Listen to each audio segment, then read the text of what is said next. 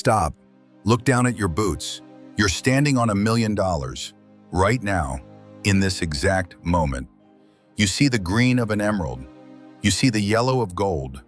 You see the blue of a sapphire. But you're about to walk away broke because you're looking with amateur eyes. You're about to make one fatal mistake, a mistake that ruins the find before you even touch it. Welcome to Pro Gems. Today we go to the source. We look at the three pillars of global wealth: emerald, gold, sapphire, and we reveal the one chemical error that keeps you from the vault. The emerald, the chalk deception. Look at this rock. It's white, it's dusty, it's crumbly. It looks like a piece of dry plaster from a demolished building, or a chunk of common limestone from a driveway. Most people see chalk. They see soft, worthless stone. They throw it back into the ravine. The mistake: ignoring the calcite veil. Emeralds are beryl, but they are beryl with a chrome problem. They don't grow in the open air. They are guests. They live inside calcite and quartz veins.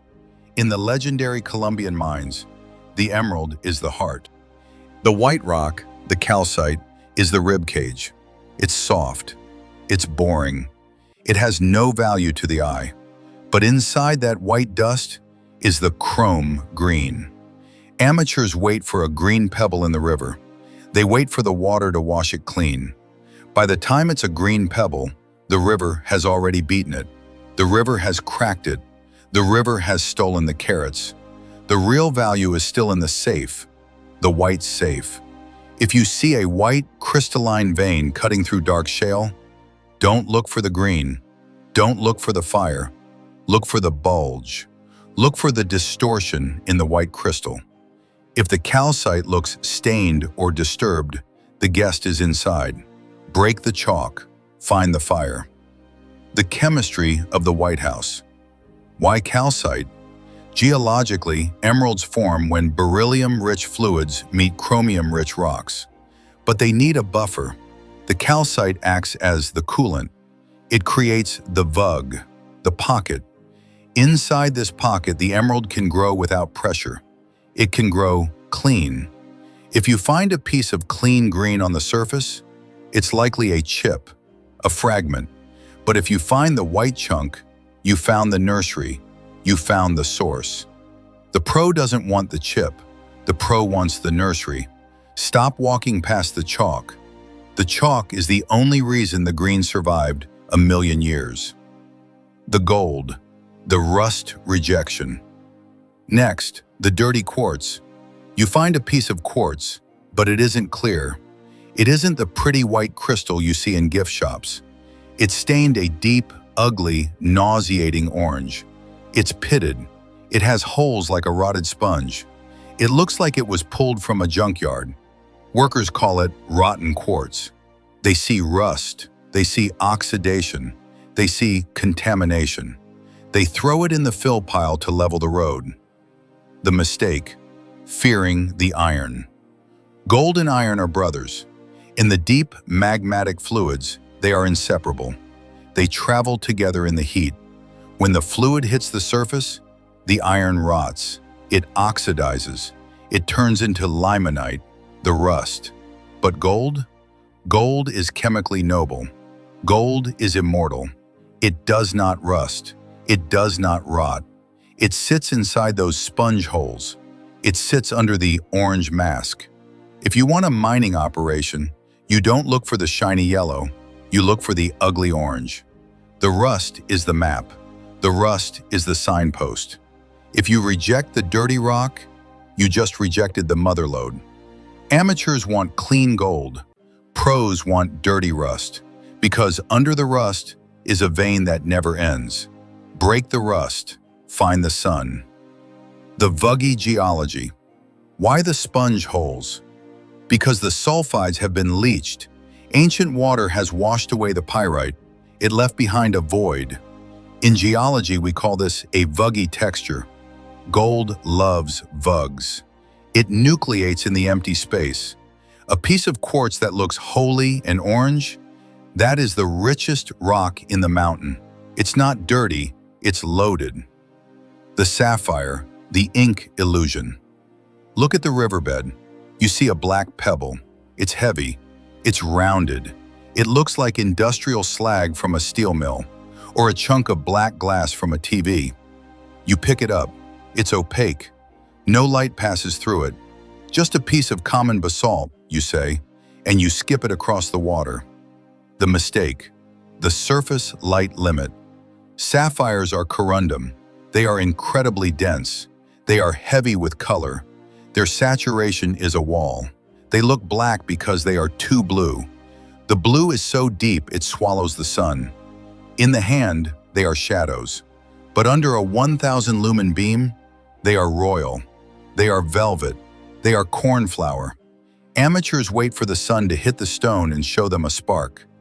The sun isn't strong enough to pierce a high-value sapphire. The sun only sees the skin. You need to candle the stone. You need to force the light through the ink. Weight is the only truth in the river. If a stone is wrongly heavy, if it sinks faster than the rocks around it, it's not basalt. It's a blue soul in a black body. The density dividend. Corundum has a specific gravity of 4.0. Most river rocks are 2.6. That is a massive difference. If you feel a thud in your pan, if you feel a pull in your hand, don't look at the color. Color is a reward for the patient. Density is the signal for the pro. If you skip the black pebble, you just skipped a $50,000 inky giant. The cliffhanger. The white is the emerald. The rust is the gold. The black is the sapphire. But we haven't reached the one mistake. The mistake that ruins it all. It isn't about what you see. It isn't about what you find. It's about how you process the find. One single act of cleaning that destroys the carats forever. One amateur habit that turns a fortune into a piece of gravel. Are you ready for the grand error? The truck is arriving, the pressure is mounting, and the wealth is disappearing into the wash. The shiny reflex.